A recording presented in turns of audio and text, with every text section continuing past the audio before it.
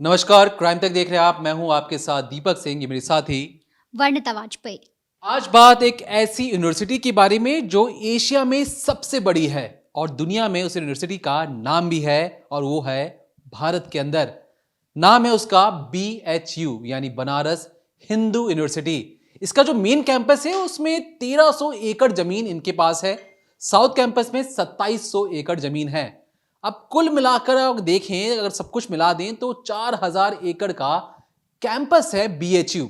थोड़ी सी खासियत बता दूं, इसमें 48 देशों के बच्चे पढ़ने आते हैं। इसमें America, Europe, Asia, middle east और अफ्रीका से भी बच्चे पढ़ने आते हैं। अब इसमें स्टूडेंट्स कितने हैं BHU के अंदर? 35,000 लड़के लड़कियां या कहीं यंग स्टूडेंट्स हैं जो अलग अलग देशों से आते हैं, अलग अलग स्टेट से आते हैं, अलग धर्म जाति सब कुछ हटाकर आप देखें तो यहां पे बच्चे मिलजुल कर पढ़ाई करते हैं। अब 1700 टीचिंग स्टाफ भी है इनके पास, 8,000 नॉन टीचिंग स्टाफ भी है इनके पास। लेकिन जो सबसे बड़ा सवाल उठता है, 1 और 2 नवंबर की दरमियानी रात को कुछ लड़के या कहें 2 लड़के बाइक पर आते हैं और जो महिला साथी के साथ एक लड़का घूम रहा था उस लड़के को भगा देते हैं। उस महिला के साथ या कहीं उस छात्रा के साथ गैंग रेप जैसी वारदात को अंजाम देने की कोशिश करते हैं, वीडियोग्राफी बनाते हैं और धमकी देते हैं कि इसे वायरल कर देंगे। अब जो सवाल खड़ा होता है कि ये जो BHU है, BHU कोई नॉर्मल यूनिवर्सिटी नहीं है, ना ही छोटी मोटी यूनिवर्सिटी है, ना ही कोई स्टेट यूनिवर्सिटी है, ना ही नेशनल यूनिवर्सिटी है। एक इंटरनेशनल बहुत ही अच्छी मानी जाने वाली यूनिवर्सिटी है। इसमें तमाम देशों से बच्चे पढ़ने आते हैं। इसके इंटरनेशनल मापदंड हैं और ये अपने आप में ही यूनिक यूनिवर्सिटी है। लेकिन जब 1 और 2 नवंबर जैसी अगर वारदात होती है यूनिवर्सिटी के अंदर, तो सवाल उठना जायज है कि 35,000 जो बच्चे रहते हैं उनकी सुरक्षा का क्या? इतने बड़े कैंपस में कितने सिक्योरिटी गार्ड काम करते हैं? कहां कहां पुलिस की चौकसी है? सिक्योरिटी गार्ड खुद यूनिवर्सिटी की भी होनी चाहिए। पुलिस वाले कितनी सिक्योरिटी प्रोवाइड करवाते हैं? क्योंकि बनारस हिंदू यूनिवर्सिटी के अंदर जो भी चीजें हुई 1 और 2 नवंबर की रात में, उससे पुलिस पर भी तमाम सवाल उठे। लेकिन बात सिर्फ पुलिस वालों पर ही नहीं, जो अपराधी हैं, अपराधियों का नाम भी इस डिकोडिंग क्राइम के अंदर हम आपको बताएंगे। लेकिन जो अपराधियों कितने शातिर हैं और किस तरीके से भाजपा या कहें BJP के साथ इनका नाम जुड़ा और किन किन नेताओं के साथ इनकी फोटोग्राफ्स हैं, अगर आज आप वो देखेंगे तो आप हैरान परेशान हो जाएंगे कि भैया ये तो बहुत बड़े तोप है, इतनी जल्दी इतने ऊपर कैसे पहुंच गए? बहुत ही कम उम्र है इनकी, सामने इनका भविष्य था, लेकिन इन्होंने अपने अंदर झांक के नहीं देखा और जो हरकतें की वो कहीं से भी जायज नहीं ठहराई जा सकती कि यंग लड़के जो भारत का भविष्य हैं, एक पार्टी के साथ जुड़े हुए हैं, भाजपा के साथ जुड़े हुए हैं, वो कैसे ऐसा कर सकते हैं? इन्होंने पुलिस से बचने के लिए क्या तिगड़म लगाया और कैसे जो मध्य प्रदेश राजस्थान में चुनाव हो रहे थे उससे बचने का एक फॉर्मूला निकाला। ये बच भी जाते, लेकिन तारीफ करनी होगी यूपी पुलिस की। जी हां, यूपी पुलिस की तारीफ करनी होगी कि कैसे जब पूरे यूनिवर्सिटी में हंगामा मचा हुआ था कि भैया पुलिस वाले कुछ काम नहीं कर रहे, पुलिस वालों से काम नहीं हो रहा, लेकिन उन तमाम प्रेशर को दरकिनार करते हुए यूपी पुलिस के पास वीडियोग्राफी थी, फोटोग्राफ्स थे, लेकिन वो तमाम सबूत इकट्ठा कर कर उन अपराधियों तक पहुंचना चाहती थी। उन्हें पता था कि इस वक्त कहां पर हैं, किस चुनाव में कैसी मदद कर रहे हैं और भाजपा के साथ कैसे जुड़े हैं, लेकिन अपने आप को एक सॉलिड सबूत के साथ ही उन्हें गिरफ्तार करना चाहते थे। जब तीनों अपराधी गिरफ्तार हो गए और कैसे गिरफ्तार हुए आज वो भी बताएंगे, लेकिन सबसे पहले जानते हैं इन अपराधियों के बारे में। ये अपराधी कितने शातिर हैं, कैसे कैसे बच रहे थे, ये आज जान लीजिए। क्योंकि उन तमाम अपराधी जो इस वीडियो को देख रहे होंगे समझ रहे होंगे कि भैया अपराध करके भाग जाओगे, पुलिस उन तक नहीं पहुंच सकती, तो याद रखिए इन अपराधियों से जान लीजिए कि जो यूपी पुलिस और खास तौर पर जो खाकी का डंडा है आप तक जरूर पहुंचेगा। आप कुछ भी कर लीजिए, कहीं भी भाग जाइए, लेकिन कानून के हाथ आप तक जरूर पहुंचेंगे। ये जो तीनों आरोपी हैं इनके नाम हैं कुणाल, आनंद और सक्षम। ये जो आप 3 तस्वीरें देख रहे हैं ये तीनों उन्हीं की तस्वीरें हैं। ये वही आरोपी हैं जिन्हें अब पुलिस ने अरेस्ट किया है। दरअसल 1 और 2 तारीख की दरमियानी रात ये लोग BHU कैंपस में गए। उससे पहले समझते हैं कि तीनों करते क्या हैं। दरअसल इनका BJP से क्या लिंक है। ये तीनों के तीनों BJP के IT सेल में काम करते हैं, BJP के लिए काम करते हैं और इसी का फ़ायदा इन्होंने अपने बचने के लिए उठाया। दरअसल इन तीनों लड़कों की आदत है कि ये रात में काम वगैरह ख़त्म करके शराब पीते हैं, साथ में घूमते हैं और अक्सर BHU कैंपस जाया करते थे। और इसीलिए 1 तारीख की रात को भी ये लोग बीएचयू कैंपस गए। समय 1:30 बज रहे थे और उस वक्त बीएचयू कैंपस में एक लड़की अपने दोस्त के साथ टहल रही थी। अब इसी में जब इन तीनों लड़कों ने देखा, क्योंकि बुलेट से गए थे, और इन तीनों ने देखा कि एक लड़की यहाँ पर टहल रही है, साथ में एक साथी भी है, तो क्यों ना इन्हें तंग किया जाए।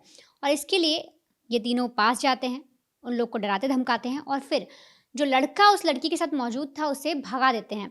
लड़का कोशिश ज़रूर करता है कि वो उस लड़की की मदद कर सके, लेकिन ये तीनों हावी हो जाते हैं और उस लड़के को भगा देते हैं। इसके बाद ये उस लड़की के कपड़े उतरवा देते हैं, उसे न्यूड कर देते हैं, उसके वीडियो बनाते हैं, उसके साथ गैंग रेप जैसी घिनौनी वारदात को अंजाम भी देते हैं। अब ये सब हो जाने के बाद चीज़ें पता लगती हैं, कैंपस में पता लगती हैं, लड़की की मदद की जाती है, पुलिस को बुलाया जाता है और इधर जो तीनों आरोपी हैं यानी कुणाल, सक्षम और आनंद, इन तीनों को पता लग जाता है कि हमने गलत काम तो कर दिया है, लेकिन अब बचना कैसे है, इसका तिकड़म लगाना बहुत ज़रूरी है। और इसके लिए ये लोग अपने बीजेपी में होने का फ़ायदा उठाते हैं। ये सोचते हैं कि हम एक पार्टी से लिंक हैं, हम एक पार्टी के लिए काम करते हैं, और ऐसे में बहुत से बड़े-बड़े लोग या पुलिस अधिकारी भी हम तक आने में थोड़ा डरेंगे, झिझकेंगे और हमारी मदद हो सकती है इसी से, और इसका हम फ़ायदा उठाकर अपने आप को बचा लेते हैं। अब 1 तारीख की रात ये पूरा मामला होता है। 2 को पुलिस आती है, लड़की से पूछताछ होती है, कैंपस में पूछताछ होती है। 2 तारीख को लड़की पूरी डिटेल बताती है, हर एक चीज़ बताती है, कैसे-कैसे उस रात को क्या-क्या हुआ। अब इसके बाद पुलिस करीब 6 किलोमीटर तक, मतलब कैंपस में जितने, कैंपस से लेकर 6 किलोमीटर तक जितना दूरी होती है, उतने में जितने सीसीटीवी लगे होते हैं, लगभग 300 सीसीटीवी होते हैं, और उन 300 सीसीटीवी फुटेज को पुलिस देखती है, उनको समझती है, और फिर पुलिस को दिखता है कि बाइक पर 3 लोग बैठकर बीएचयू कैंपस की तरफ गए। धुंधली तस्वीर ज़रूर होती है, लेकिन पुलिस उस चीज़ को लेकर, जो फुटेज पे पुलिस को शक होता है, वो लड़की को दिखाई जाती है। लड़की उसमें पहचान लेती है कि हाँ, यही बुलेट थी और ये 3 लोग ही उस रात को आए थे। अब इधर 5 तारीख आ जाती है और 5 तारीख को ये जो तीनों लड़के हैं, ये अपने भागने का प्लान बना लेते हैं। ये लोग पहले बनारस से लखनऊ आते हैं, लखनऊ से निकल जाते हैं सीधे मध्य प्रदेश, क्योंकि देखिए ये लोग बीजेपी के लिए काम करते थे, आईटी सेल में थे, तो इन्होंने जो अधिकारी थे बड़े-बड़े बीजेपी में, उनसे अपनी सिफारिश लगवाई और ये कहा कि देखिए अब 5 राज्यों में इलेक्शन होने वाले हैं, तो आप क्यों ना हमारी मध्य प्रदेश में ड्यूटी लगा दीजिए। इतने सारे काम होते हैं, तमाम काम होते हैं, और वहाँ पर बहुत ज़रूरी है कि वहाँ ठीक से सारी चीज़ें निपट जाए।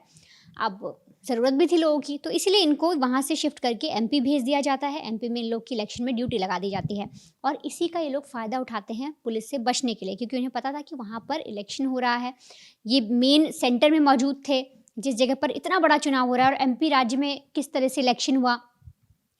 अब वहाँ बचने के लिए उन्होंने अपनी पूरी फुल प्रूफ प्लानिंग कर ली। इधर यूपी पुलिस तो यूपी पुलिस है, उसने भी इन लोग को पकड़ने की पूरी कोशिश की। अब ये पूरी जो वारदात हुई वो 1 नवंबर को ही, लेकिन जो आरोपी अरेस्ट हुए वो जनवरी में आकर होते हैं। पूरा मतलब 2 महीने बीत जाते हैं उसके बाद। लेकिन इधर पुलिस, जो यूपी पुलिस थी, उसकी दाद देनी होगी किस तरीके से वो पूरी एक-एक जांच कर रही थी, क्योंकि इन तीनों को पकड़ना बहुत मुश्किल था। जिस तरीके से बचते फिर रहे थे, जिस तरीके से ये अपने रसूख का फ़ायदा उठा रहे थे, अपने किसी पार्टी में होने का फ़ायदा उठा रहे थे, और इसी वजह से पुलिस इन तक देर में पहुंची। लेकिन पुलिस के लिए ज़रूरी था कि सबूत पुख्ता तरीके से जुटाए, कोई भी सबूत हल्का सा भी लूज़ ना हो कि कल को वो तीनों बच जाएं। अब सारे सीसीटीवी जानने के बाद लड़की से जब अप्रूवल मिल जाता है कि हाँ यही वो तीनों हैं, तो पुलिस उनके चेहरे की पहचान करती है, नंबर निकालती है उन लोग का, लोगों से पूछताछ करके लंबी जांच होती है, और इसके बाद इनके नंबर्स भी मिल जाते हैं। नंबर मिलने के बाद बुलेट देखी जाती है, लेकिन उस वक्त बुलेट पर कोई नंबर प्लेट नहीं थी। जब पुलिस देखती है तो पुलिस के पास ये एक आइडिया नहीं रहता कि बुलेट कौन सी है और इसके ज़रिए कैसे पहुंचे, लेकिन लोगों को दिखाकर एक लंबी पूछताछ करके उन लोगों का नंबर निकाल लिया जाता है। डिजिटल ट्रेसिंग शुरू कर दी जाती है, मतलब एक तरीके से उन्हें डिजिटली ट्रेस किया जाता है, और उसके ज़रिए पुलिस उन्हें पकड़ने का पूरा प्लान बनाती है। अब सिर्फ पकड़ लेना पुलिस का मकसद नहीं था, पुलिस ये भी चाहती थी कि किसी भी तरीके से हमें जो प्रूफ मिले वो पुख्ता मिले, किसी हम गलत इंसान को ना पकड़ लें, क्योंकि अगर 3 लोग लड़की ने पहचान भी किए तो क्या वो सही हैं शक्ल, क्या, क्योंकि धुंधली चीज़ें दिख रही थी, तो इसलिए पुलिस के लिए बहुत ज़रूरी था कि सही आरोपियों को ही पकड़े, और इसीलिए लंबा समय लिया गया, लंबे तरीके से पूछताछ की गई, कई लोगों से पूछताछ की गई, फ़ोटो दिखा के पूछताछ की गई, और जिन लोगों पर शक हुआ, जब लड़की ने बताया, उनके जब नंबर निकाले गए तब भी उन्हें ट्रेस किया गया। पुलिस को पता लगा एमपी में हैं वो लोग, उनका सोशल मीडिया खंगाला गया। हर तरीके से जब जांच पड़ताल कर ली गई, तब पुलिस 30 दिसंबर को इन तीनों को अरेस्ट कर लेती है मध्य प्रदेश से। इन तीनों को पकड़ती है और फिर इन्हें लाती है, इनसे पूछताछ करती है। तब ये तीनों आरोपी भी कंफर्म कर लेते हैं कि हाँ, इन्होंने लड़की के साथ ज्यादती की है, लड़की के साथ गलत किया है। और ये तीनों, कुणाल, सक्षम और आनंद, ये तीनों ही बताते हैं कि किस तरीके से इन्होंने उस दिन इस वारदात को अंजाम दिया था। पुलिस इन्हें पकड़ लेती है, साथ ही साथ इनकी पूरी कुंडली भी खंगाल लेती है। तो उसमें पता चलता है कि जो कुणाल है वो पार्षद, उसके भी 2 साल पहले ही शादी हुई है, उसके जो ससुर जी हैं वो पार्षद हैं और अब ये भी पार्षदी का चुनाव लड़ने का सोच रहा है। साथ ही साथ अगर बाकी दोनों आरोपियों की बात करें तो वो एक कुछ मतलब जो छोटी मोटी चीज़ें होती हैं, मैकेनिक टाइप का ऐसा काम करते हैं, कोई एक अस्पताल में कंपाउंडर का काम करता है। तो इस तरीके से इनकी पूरी जो है हिस्ट्री है। लेकिन अब पुलिस इन्हें अरेस्ट कर लेती है। बीएचयू में एक तरीके से प्रदर्शन भी होता है, सब मांग करते हैं कि इनको अरेस्ट किया जाना चाहिए। लेकिन पूरी तरीके से बीजेपी से और इन्हें किस तरह से सपोर्ट मिल रहा था, क्या वो तस्वीरें हैं, क्या और चीज़ें पुलिस को इनके बारे में पता चलती है, आप वो भी समझिए। देखिए, जिस तरीके से वर्णिता ने बताया कि पुलिस परेशान हो रही थी कि भैया तस्वीर साफ नहीं है। तस्वीर साफ क्यों नहीं है भैया? बीएचयू में है, रात के 1:30 बजे की कैमरे में साफ साफ फोटो समझ में नहीं आ रही है, क्योंकि 21वीं शताब्दी में आप रहते हैं और एक यूनिवर्सिटी का कैमरा रात में हो रहे किसी भी कार्रवाई को वो अच्छे से पकड़ क्यों नहीं पा रहा? क्यों नाइट विजन का कैमरा उस यूनिवर्सिटी के अंदर नहीं था? अगर नाइट विजन का कैमरा होता तो अपराधी बहुत पहले ही पकड़े जाते। मैं बताता हूँ यूपी पुलिस को किन किन दिक्कतों से सामना करना पड़ा, क्योंकि देखिए तस्वीर साफ नहीं हो पा रही थी। लड़के कौन हैं, लाइट अच्छी नहीं थी कैंपस के अंदर। तो मैं आपको बता दूं कि जो वहाँ पे 3-4 गेट हैं। तो ये कहा जाता है कि हैदराबाद, ये पहले जो तीनों लड़के थे ये मेला देख के आए, इन्हें लगा, इन्होंने शराब पी, इन्हें लगा कि भैया अब तो हमें कैंपस जाके देखना चाहिए कि कैंपस में कौन कौन लड़कियां घूम रही हैं, मौका मिले तो उन्हें छेड़ भी लो, ये इनका मकसद था। अब ये हैदराबाद गेट के अंदर से घुसे और वहां पे जाके जो भी इन्होंने काम किया, लेकिन निकले कहां से इसकी कोई जवाबदेही नहीं। अब पुलिस को हैदराबाद गेट से एक सीसीटीवी कैमरा मिला, क्योंकि नाइट विजन कैमरा था नहीं। तो उन्होंने लड़की को दिखा के पूछा कि बेटा ये वही तस्वीर है, या आप पहचान रहे हो ये वही बुलेट है? लड़की ने हामी भरी, लेकिन उसमें एक सस्पेंस था। सस्पेंस से उसे डाउट था कि क्या सच में वही लड़के हैं कि नहीं है। लेकिन पुलिस के पास ये प्रूफ था कि 1:30 बजे के आसपास की वारदात है, 1:30 बजे से के आसपास यही बुलेट उस गेट के अंदर घुसी।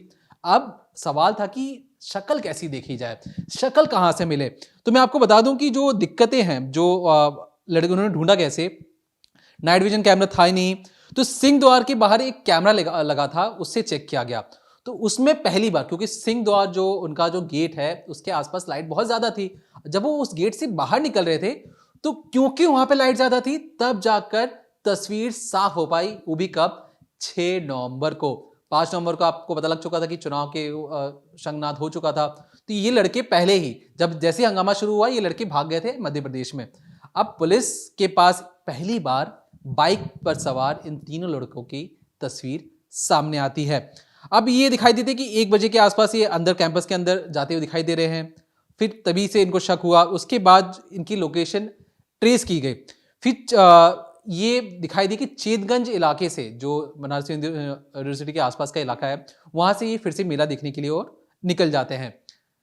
अब जो इस पूरी कार्रवाई में जो सबसे बड़ा दिक्कत है या सबसे बड़ा जो सवाल था वो ये था कि कैमरा काम ठीक से नहीं कर रहा था। काम तो कर रहा था लेकिन रात के लिए कैमरा ठीक से नहीं था। तो जो सवाल जो हम उठा रहे हैं आज इसका डिकोडिंग क्राइम में, वो सवाल ये है कि सबसे पहले कैंपस में लाइटिंग की समस्या बहुत है भैया। देखिए बहुत बड़ा कैंपस है, जाहिर सी बात है कि आप अलग अलग जगह कैमरा तो नहीं लगा सकते, लेकिन फॉर द सिक्योरिटी रीजन आपको पता होना चाहिए। जब 35,000 बच्चे आपके यूनिवर्सिटी में पढ़ रहे हैं, तमाम देशों से बच्चे आपके यहाँ पढ़ने आ रहे हैं, आप कोई भी ऐसी जगह नहीं छोड़ना चाहेंगे जहां पर रोशनी ना हो। दूसरा सवाल, कैंपस की सुरक्षा और बाहरी लोगों पर नजर कैसे रखा जाए। अब देखिए, जब भी मैं अपने कॉलेज में था तो मेरे कॉलेज में तो ये था कि जो सिक्योरिटी गार्ड है वो रात के 8 बजे के बाद, शाम के 8 बजे के बाद किसी को अंदर आने नहीं देता था। जो हमारे कैंपस में जो लड़कियां रहती थी उनका जो टाइमिंग था वो 8 बजे से पहले आने का, जो लड़के थे उनका 9 बजे तक आने की छूट थी। लेकिन वो लड़के भी 8 बजे के बाद कैसे अंदर जा सकते थे? वो आई कार्ड दिखाते, अपना रूम नंबर बताते जो हॉस्टल के अंदर रहते, तभी उसके अंदर दाखिल हो सकते थे। यहाँ एक बुलेट पे सवार 3 लड़कियां आते हैं, कोई सिक्योरिटी गार्ड उनसे पूछताछ नहीं करता। धड़ल्ले से आते हैं और धड़ल्ले से बाहर निकल भी जाते हैं, कोई उनसे चू तक नहीं पूछता। क्यों नहीं पूछता भाई? सिक्योरिटी का सवाल सिर्फ पुलिस वालों पर ही नहीं है, उन सिक्योरिटी गार्ड पर भी है जो गेट पर ड्यूटी कर रहे थे, उन्होंने क्यों नहीं पूछा? दूसरी दिक्कत। अब तीसरी दिक्कत के बारे में बात करते हैं कि ड्यूटी पे जो अधिकारी जो रजिस्टर लेके बैठते हैं तो जैसे कि मैंने पहले ही बताया, क्या नाम है आपकी गाड़ी का, आपके साथ कौन कौन से लड़के हैं, क्या उनके नंबर नोट किए गए, कि उन लड़के कौन थे। तो पुलिस को जो सबसे बड़ी दिक्कत आई जब उन्होंने पूछताछ करने की सिलसिला शुरू किया तो ये पता ही नहीं लगा पाए कि भैया ये जो लड़के जो 3 बैठे हैं ये कौन है, कहाँ से आए, इनका गाड़ी नंबर क्या था। रजिस्टर में कुछ था ही नहीं। वो आराम से ड्यूटी करे तो उनके लगा 3 लड़के कॉलेज वाले होंगे, हॉस्टल वाले होंगे, बाइक स्टार्ट की और निकल गए और बाहर भी आ गए। क्यों क्यों वहां पे एक टाइम लिमिट नहीं बनाया गया। अब ये आप बच्चे ये कह सकते हैं कि उनकी आज़ादी पर सवाल उठाया जा रहा है। आज़ादी पर सवाल नहीं उठाया जा रहा भैया, आपके 4000 एकड़ का कैंपस है, आप वहां पे आप जो करना है कीजिए, लेकिन रात के समय सेफ्टी बहुत जरूरी है। कौन आ रहा है, कौन जा रहा है, रजिस्टर मेंटेन कीजिए। एक प्रोटोकॉल होता है कि आप कॉलेज से कब बाहर जा सकते हैं, कब आ सकते हैं।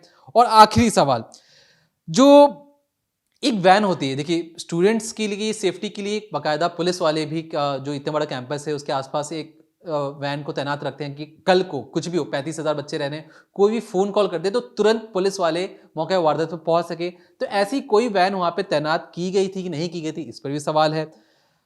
लेकिन जो सबसे बड़ा सवाल वो ये है कि ये जो लड़के हैं, जिसमें से मैं आपको एक आरोपी का नाम भी बता दूं, अभिषेक चौहान उर्फ आनंद है, इसने अभी भी इंटर की पढ़ाई की है और ये उन लड़कों के साथ जाके मिल गया जो ऐसी हरकतें कर रहे हैं। बीजेपी आईटी सेल में तीनों काम भी करते थे, लेकिन हम उससे किसी पार्टी को हम टारगेट नहीं कर रहे हैं। लेकिन जो तमाम तस्वीरें हैं, जो मैं आपको तस्वीर दिखाने की अभी कोशिश भी करूंगा आपकी स्क्रीन पर, जो धीरेन्द्र शास्त्री के साथ भी जो कुणाल है उसकी फोटो है, उसके बाद जो तमाम जो स्मृति ईरानी के साथ फोटो है, महेंद्र नाथ पांडे के साथ इनकी फोटो, जो तमाम तस्वीर अभी स्क्रीन पर आप देख रहे हैं, केशव मौर्य जो डिप्टी सीएम है यूपी के, उनके साथ भी जनाब ने फोटो खिंचवा रखी है। स्वतंत्र देव सिंह जल शक्ति मंत्री हैं यूपी के, इनके साथ भी फोटोग्राफ है। अब जो सोशल मीडिया पे जब ये लड़के फोटोग्राफ डालते थे तो जाहिर सी बात है इतने बड़े बड़े लोगों के साथ फोटो डालेंगे तो लाइक्स और कमेंट की बौछार होगी, लोग आपको नेता या समझेंगे। लेकिन एक सच्चाई ये भी है कि आप जब जिस उम्र में आपको अपना चरित्र बनाना चाहिए था, आपने अपने अंदर के चरित्र को मारकर ऐसी हरकत कर दी। आपके पास बहुत बड़ा भविष्य था, अब आप कहां पे खड़े हैं? क्यों छोटी सी गलती के कारण आप वहां पे अंदर जाते हैं? किस मकसद से जाते हैं कि मुझे लड़की को छेड़ना है, लड़की को देखने जाना है, रात के 1:30 बजे, वो भी अपने 3 दोस्तों को लेके जाते हैं। और जो अपराधी हैं उन्होंने ये बात कबूल की है कि भैया हम तो वीडियोग्राफी कर रहे थे, बाकी हमने कुछ भी नहीं किया। भैया वीडियोग्राफी कर रहे थे, किस मकसद से कर रहे थे? तुम तो लड़की को जब छेड़ रहे थे, तुम्हारे दिमाग के अंदर क्या चल रहा था? और ये जो लड़का है जिसने इंटर पास किया, अभिषेक उर्फ आनंद, भैया तुम तो अभी कॉलेज के अंदर भी नहीं गए हो। क्या मानसिकता थी तुम्हारी? भविष्य सोचा है तुम्हारे माँ बाप का क्या होगा आने वाले वक्त में? जो तुम तीनों लड़के थे, तुम एक सुनहरा भविष्य बना सकते थे। कोई नहीं, तुम्हारे माँ बाप कब लोग कोसेंगे, बोलेंगे कि तुम्हारे बेटे ने क्या हरकत की है। लेकिन यंग लड़के थे, शातिर लड़के थे, और उन्होंने बचने का जो तरीका अपनाया वो बहुत ही शातिराना था। नंबर प्लेट, बुलेट की जो नंबर प्लेट थे बार बार बदल रहे थे। इनको लगा कि अगर पुलिस के पास सीसीटीवी फुटेज आ भी जाए तो हम बच सकते हैं। कैसे बच सकते हैं? ये बार बार नंबर प्लेट बदल रहे थे ताकि बच जाए। लेकिन गलती होती है और पुलिस, एक बार इनकी तस्वीर मिली, कोई नाम नहीं था, कुछ नहीं था, पुलिस इनकी सोशल प्रोफाइलिंग करती है। मतलब सिर्फ तस्वीरों से ही इनकी पूरी डिटेल निकाली जाती है, इनके सोशल मीडिया को खंगाला जाता है, तब जाके पता लगता है कि बीजेपी आईटी सेल के हैं। इनकी मौजूदगी पता लगाई जाती है कि फोन लोकेशन से पता लगाया जाता है कि ये किस किस वक्त कहाँ पर मौजूद थे। तब जाके इनके बारे में पता लगता है कि अच्छा 1 या 1:30 बजे की रात को तो वाराणसी की कैंपस के आसपास का इनका लोकेशन दिखा रहा है। अब कहाँ पर है? ये भाग गए। अब क्यों भागे मध्य प्रदेश? तो पता लगा अच्छा ये आईटी सेल में, इसलिए एमपी में ये काम कर रहे हैं। लेकिन पुलिस और भी ज्यादा सबूत इकट्ठा कर रही थी इनके बारे में। तो ये आपस में कब कब किसको बात करते थे, कहाँ गए थे, इनके बारे में पूरी डिटेल निकालने के बाद यूपी पुलिस इन्हें गिरफ्तार कर दी है। फिर मजिस्ट्रेट के सामने इन्हें पेश किया जाता है, 14 दिन की रिमांड पर भेज दिया जाता है। लेकिन उस अरेस्ट के दौरान ये जरूर कबूलते हैं कि हमने कुछ और नहीं किया। ये उनके बयान है, कुछ और नहीं किया। भाई तो क्या करना चाहते थे तुम लोग? कुछ और भी करने का मकसद था। इन्होंने सिर्फ ये कहा कि हमने सिर्फ वीडियोग्राफी की है, लड़की के कपड़े उतरवाए और कुछ नहीं किया। क्यों? इसका जवाब नहीं है इनके पास। लेकिन ये अपनी मौज मस्ती के चक्कर में किसी और की जिंदगी के साथ खेलते हैं। ये बहुत ही ज्यादा गलत है। और तमाम अपराधी जो सोचते हैं कि हम कुछ भी कर बच निकलेंगे, नहीं, गलत है सोच तुम्हारी। पुलिस का डंडा, कानून के हाथ तुम तक जरूर पहुंचेंगे।